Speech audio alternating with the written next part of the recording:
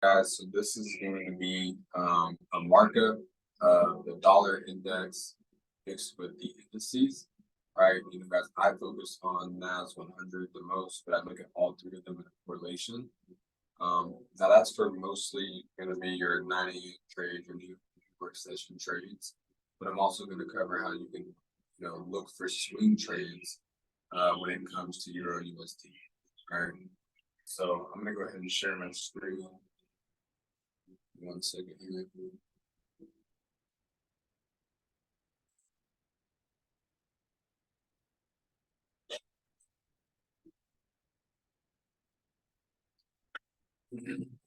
So the first thing,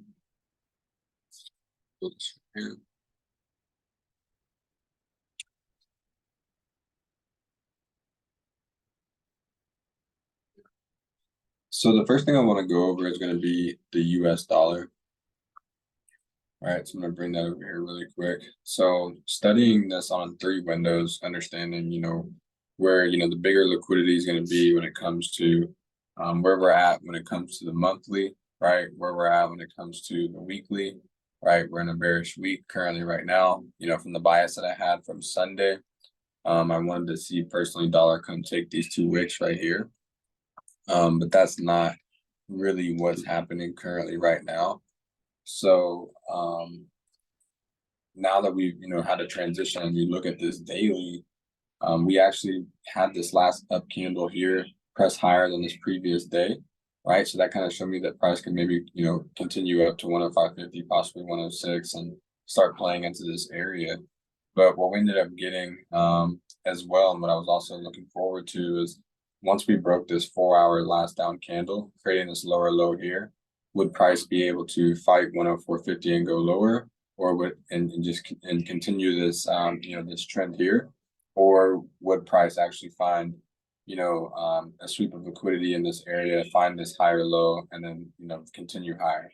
So at this point, we're getting a lower low close on the daily. So going into this new day, what I'm really focused on is seeing is possibly, when you come up here and you click to go straight to this open to this candle.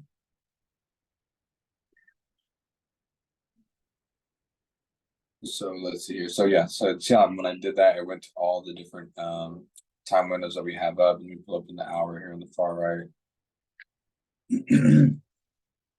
So you can kind of see where that is. It was a 1-hour imbalance fill. It was 104.60 area here. So that area was actually hit, right? So now the thing is, for me, is I think they've hit that area when it comes to the daily, and they have now permission to go lower here on this 4-hour time frame. And if not, we'll see when we get back, for London, with this high still being here at 105 and then 105.50, let's just say, with this high.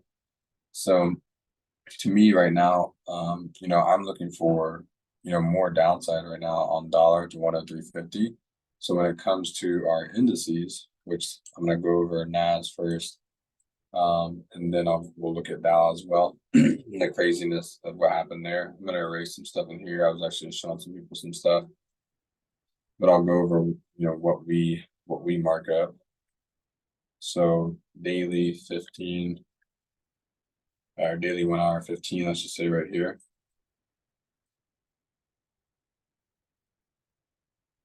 And so how we mark this up is going to be what we identify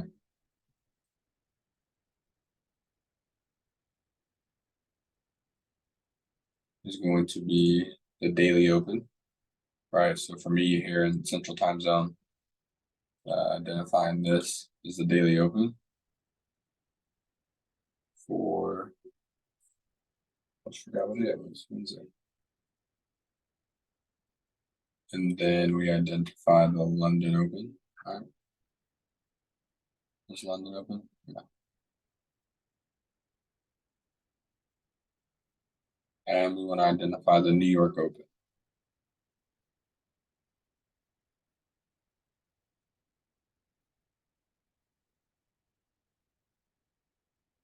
So these are what I call POIs, points of interest, and these are the areas that I like to play the markets. Now, the concept of trading is buy low, sell high.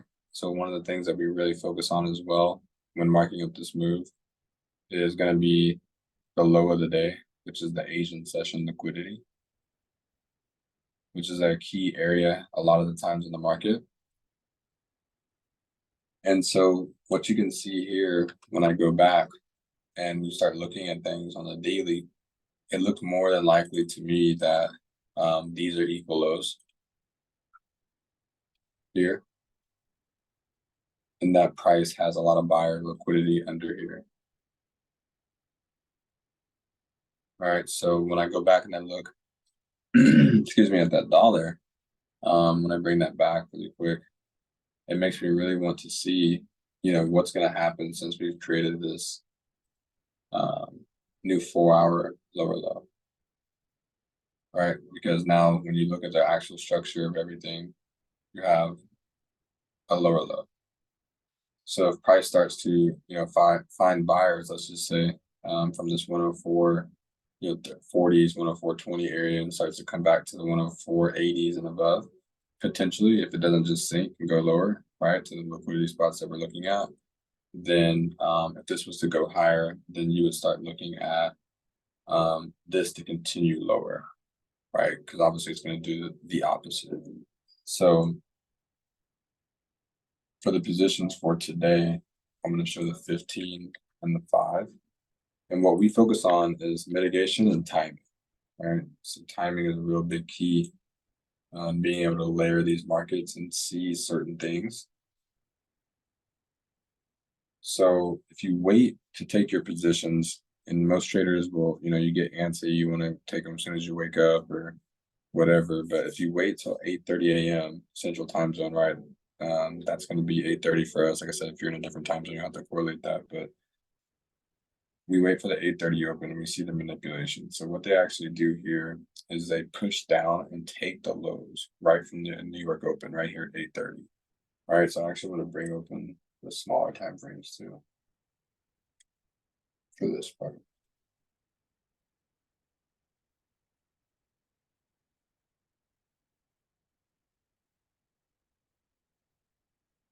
So this is small time frame mitigation plays, right? So these are certain things you have to identify inside these points of interest, right?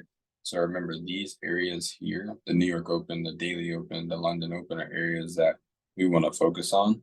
So right here from the New York Open, like I said, at 8:30, you get a push lower low, right? So the manipulation has started, right? Because the only way that we'll take an entry is based off those 7 steps for buys or 7 steps for sells.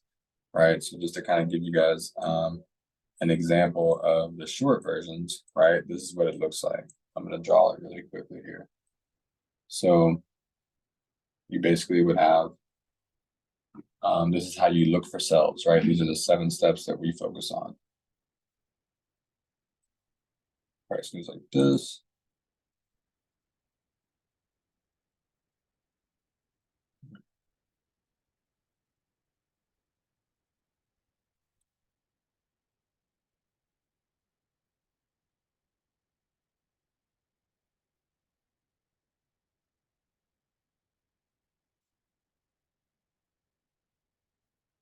All right, so I'm going to go in here and draw up pretty much what you're seeing here, right? How we took this short here in the New York session is going to be like this.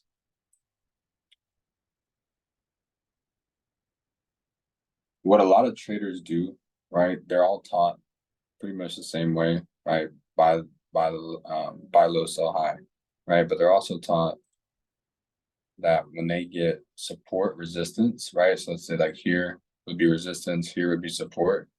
They play these areas, right? But because they're getting free information, what's actually happening is they're trapping those individuals to play and do the same things. So essentially what happens is I'm going to break this, like I said, down in steps. So first, when you're looking for sell positions, you need to be looking inside of distribution. So that's step number 1, right? Step number 2, once you identify that this is distribution, right? You need to identify liquidity, right? So step 1 is you're looking for a short position. Step 2, you need to identify distribution. All right, so now that we've identified distribution, here's the liquidity. Now, here's how I like to do it. When I identify the sell side liquidity, what I do is I like to draw an arrow, right? So draw an arrow like this. I draw an arrow like this. Anytime I have two connecting points or three connecting points, always draw an arrow, right? Because what this actually does is it takes me to where I need to go in the market. All right, I'm showing you guys the setup, which you're looking for visually to see. All right, so I'm gonna kind of just tweak this just a little bit. Okay, so now that we have the setup, we know that we have distribution.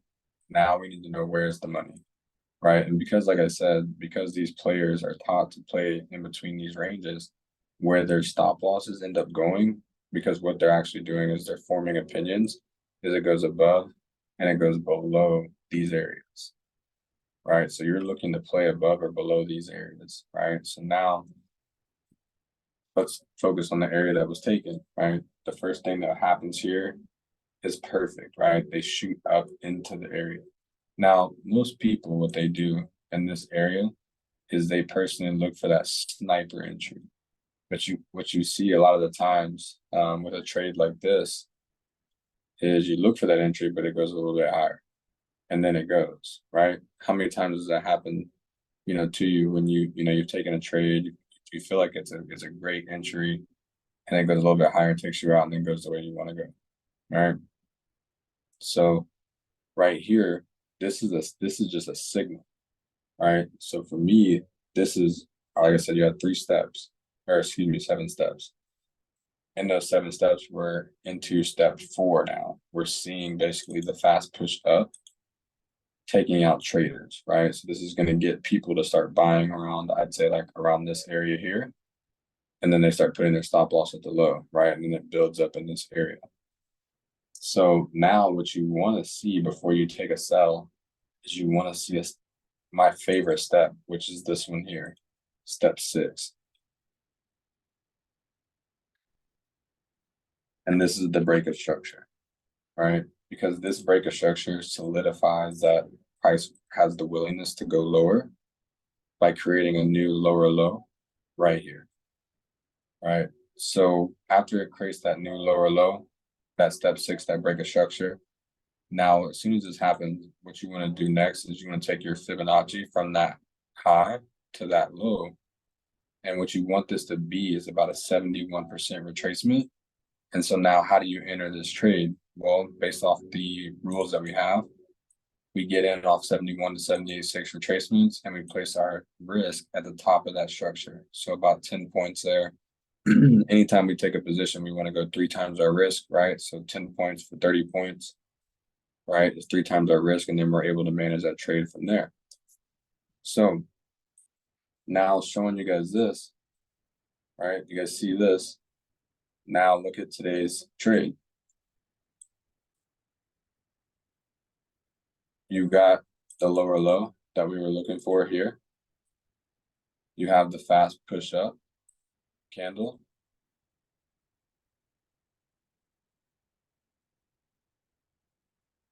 And then you had price in our sweet spot above the daily open, above the New York open, plus the timing of 8:50, right? 8:55, and then 9 a.m., right? So the first 15 or last 15 minutes of an hour. So to frame up that move, right? Let's say you got in the push up, maybe you didn't get the push up candle, but inside of here on the 1 minute, what you were looking for was the same thing you're looking for on a higher time frame, right? So you had the fast push up, but look at the structure break on the 1 minute, right? So the mitigation is what I'm trying to get to, right? The mitigation inside the mitigation, right? You're looking for this specific play. You're looking for this certain timing, but you have to be understanding, the timing that these moves are going to present themselves. So on the 5 minute, you guys can see, boom, fast push up. You get the lower low here. Then what time? 8:55. One thing we like to do, we love for timing to be in correlation above these opens, but as well, we like to be selling in 5 minute or 1 minute last up candles. So this is a 5 minute close. Your risk could go right here at the top, 15 points, or if you like to use the body, right, it would be about 11 to 12 points, give or take, for the spread, right? So if you use the top, still, I don't believe 15 is bad. Now, the first lower low that you would get would be right after this candle, right? And so when you look at this, that would be 3 times your risk, right? No matter what amount of capital you're using, $100, 10, $1,000, 10,000, 100,000, whatever, right? Just getting to that low if you frame this move up this way, looking for mitigation in that area. And so when you see that, how we would manage this trade is we have our 3% marked out, and then we have our 5% gain, already understanding where it's at. Right. So the 5% gain was, definitely, let's say the market, the unrealized gain went all the way to here. And then we would have, taken that position, I believe, out right here as it broke structure here on this 1 minute, 5 minute. And that still would have, even if you cut that position in half, you would have done 3%. Let's say you take that full position, that would have been, somewhere in the 6% range potentially.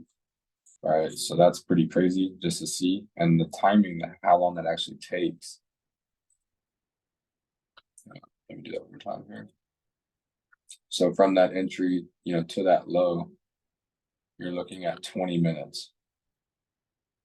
Right. So in and out, how you get into this trade. Now, something I want to show is understand once the day keeps going on, where's the liquidity it's going to be in these spots where people took previous trades.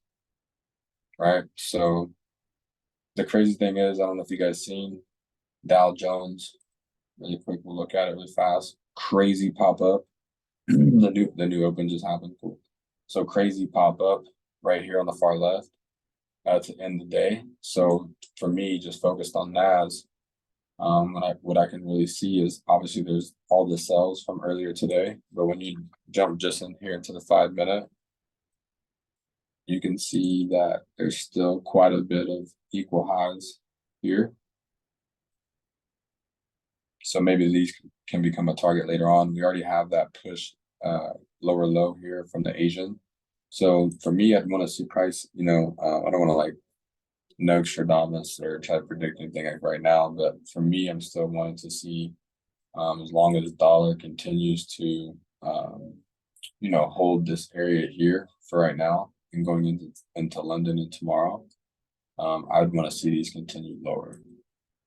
So let me make sure I look at this in my daily too.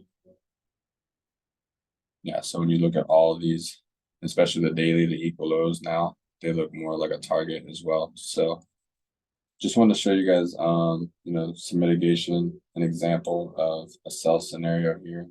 So you guys can kind of have it. That's how it looks. That's how you want it to look almost every time.